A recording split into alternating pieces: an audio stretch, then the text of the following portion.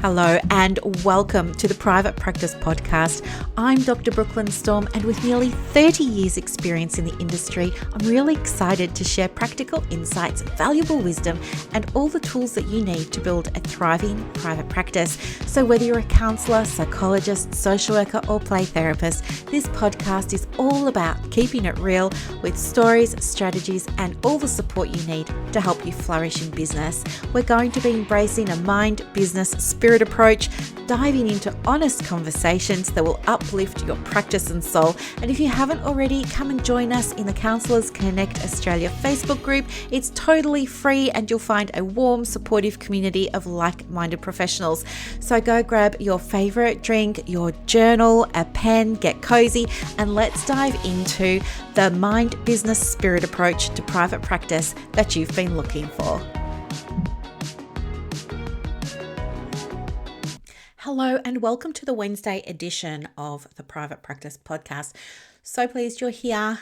Today it's all about actionable steps that you can use to get better outcomes and results for your business, no matter what stage of business that you're at. But before we get started, I wanted to let you know I am running a special competition. It goes from today until the end of January. The competition is 100 reviews of the podcast for 100 prizes. I know, do you love it? 100 reviews for 100 prizes. So if you want to get one of the 100 prizes, what I would love for you to do is review the podcast, screenshot it and let me know, tag me in it or something like that, or leave your name or something so I can find you, because I need to know where to send your prize, because we're having, as I said, 100 reviews for 100 prizes. So the first 100 people that leave a beautiful review of the podcast are also going to get a special prize. And guess what else? 3 people chosen at random by the lovely Siri on my equally lovely iPhone will be choosing a number between 1 and 100 to win like the grand prize, and then we'll pick 3 other numbers from 1 to 100 to get a special runner-up prize. Okay, and you will get those prizes in addition to the prize that you get for the 100 reviews for 100 prizes. How much fun is this? I know, right? It's so much fun. So you can enter as many times as you like. Every entry counts. And we stop counting on the 31st of January.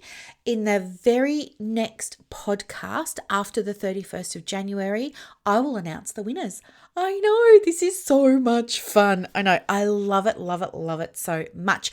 Okay, so let's just dive in, okay? I'll try and keep it short and sweet.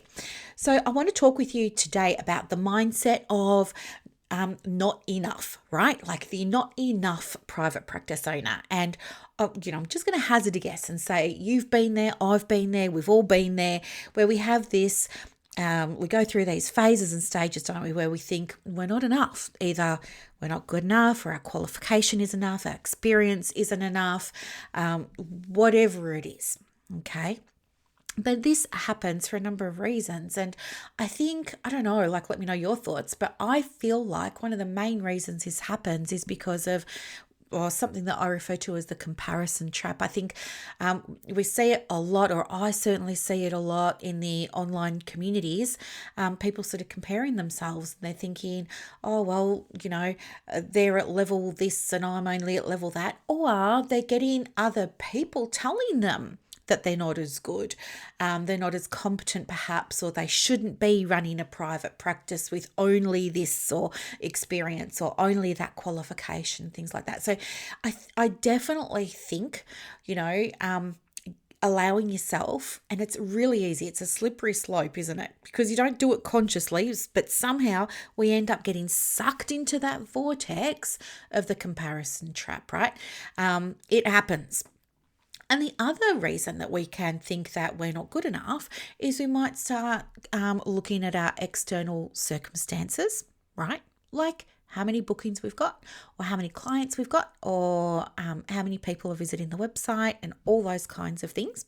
So we're looking at all of that, and we're making it mean something about us personally.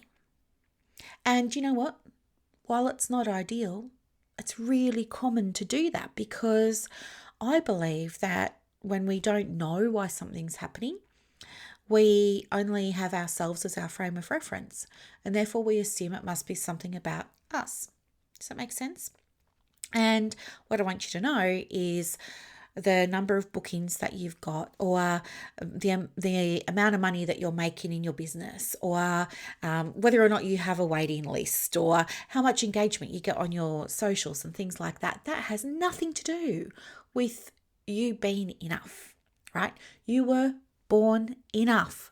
You were born enough. Put your hand on your heart and say, I am enough, because you actually are. You always have been. You always were. You are right now, and you always will be. Your enoughness has nothing to do with what you're seeing in the business, but it's a default mindset that we can find ourselves sliding into very unawarely, if that's even a word. And before you know it, we're getting ourselves into all kinds of strife, because what do you think happens to the quality of the decisions that you make for the business when you feel like there's something missing, when you feel like you're not good enough? Or do you know what I mean? When you're in that not enough mindset, you don't make good decisions.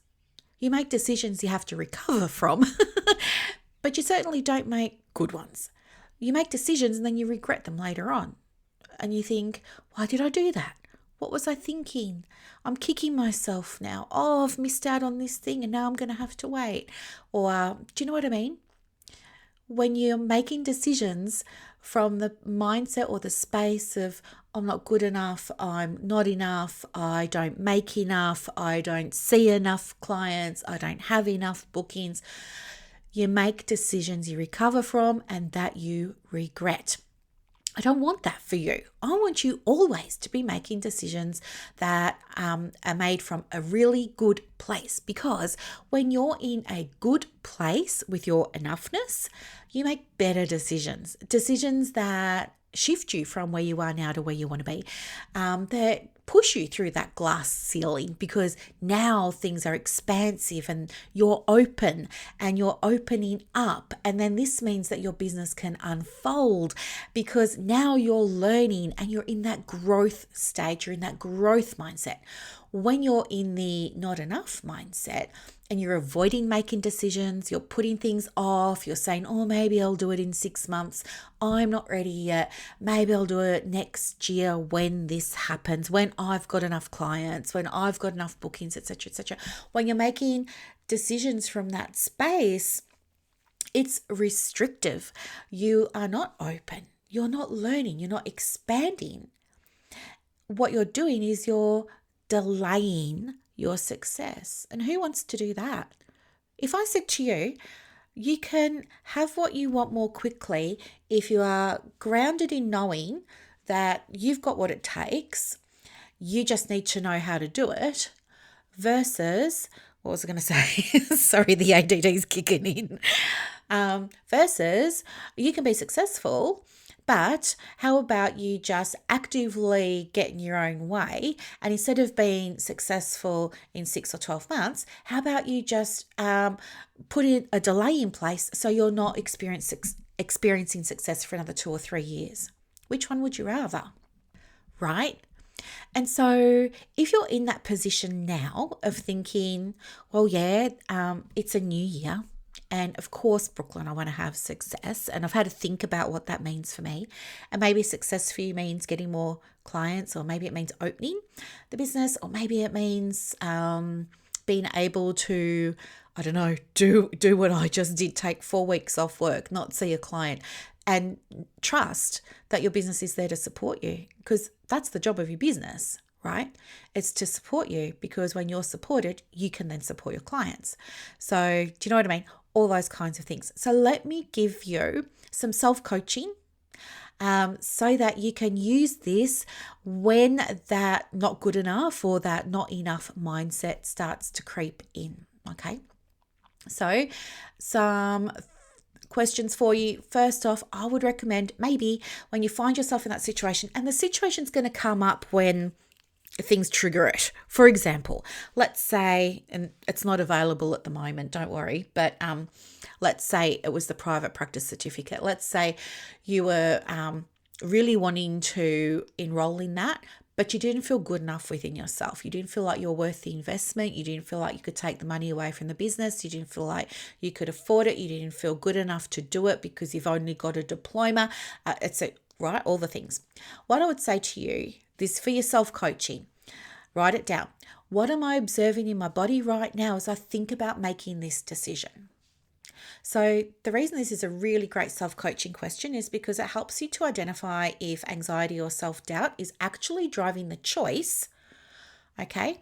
The other question that I would encourage you to ask yourself is, what would this decision look like if I were operating from a place of trusting myself rather than doubting myself? What would this decision look like if I was operating from a place of self-trust rather than self-doubt, right? So I would try that. I would ask myself decisions around the business. So some self-coaching questions, I'd say that 10 times fast, that you could use. I'll give them to you so you can write them down. But one of them could be, how does this decision align with my practice values and vision? That's the first one. The second one could be, what are the actual risks and benefits separate from how I'm feeling about it or what I'm telling myself or what my not good enough mindset is saying? And the third one is the decision that I'm about to make based on serving my clients better, or is it based on my not enoughness? Okay, so there's that. And other questions you might ask yourself that could be helpful. So you can pick a mix from all of these, by the way, you don't have to use them all. But you could ask yourself, is there a skill gap that I need to address? Or am I undermining myself, right? Is there a skill gap that I need to address, or am I undermining myself and my progress? Or am I undermining myself and my success? Am I undermining myself and my results? Another question could be, what would support my growth right now? What would support my growth right now? And then the other one that you might ask yourself is, if I set aside the not good enough story, what feels authentic and aligned for my practice in terms of my next step? Okay, that's one of my favorite ones because I think that's probably one of the most powerful ones. And you could, like, whatever comes up from that one, you could have maybe some follow-up questions for yourself, like, does this choice support both my clients and my professional growth? Or you could ask yourself, am I making this decision from a place of, expansion or restriction and contraction? Or you could ask yourself, will this decision still feel right when I'm feeling more confident? And I love that question so much. Would this decision still feel right when I'm feeling more confident? I love that. I love that so much. So they're just some things that you might want to ask yourself when it comes to thinking about your private practice and getting more results in there. So I hope that this was really helpful for you. If you're not in the Ultimate Private Practice community on Facebook, feel free to come and join us. It's a free community where we talk about all of this kind of stuff. And you can get some resources in there to help you out with your business, because I love to do resources for everybody. And most of the time, those resources have been free and they're all there with links. You can just go and grab those ones. I think the ones from last year, obviously, I haven't made any this year. But otherwise, if this was helpful, even if you found just one of those prompts that I gave you there, one of those self-coaching questions that I gave you there helpful, Like one of my favorites, if I set aside the not good enough story, what feels authentic and aligned for my practice right now? And my other favorite one was, will this decision that I'm about to make still feel right when I'm feeling more confident? If any of those were helpful, why not enter the contest? 100 reviews for 100 prizes. It's so exciting. Okay, please consider leaving a review, going the running, and I will see you on the very next episode of the Private Practice Podcast. Bye for now.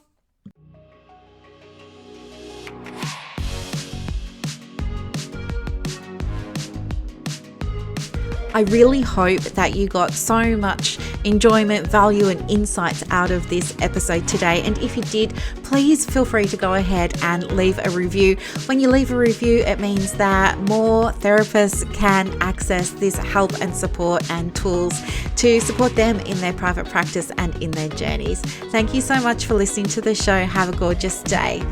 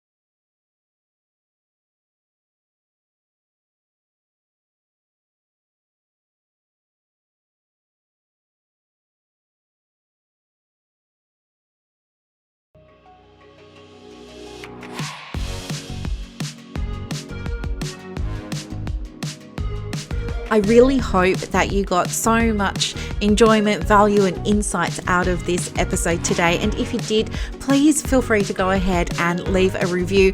When you leave a review, it means that more therapists can access this help and support and tools to support them in their private practice and in their journeys. Thank you so much for listening to the show. Have a gorgeous day.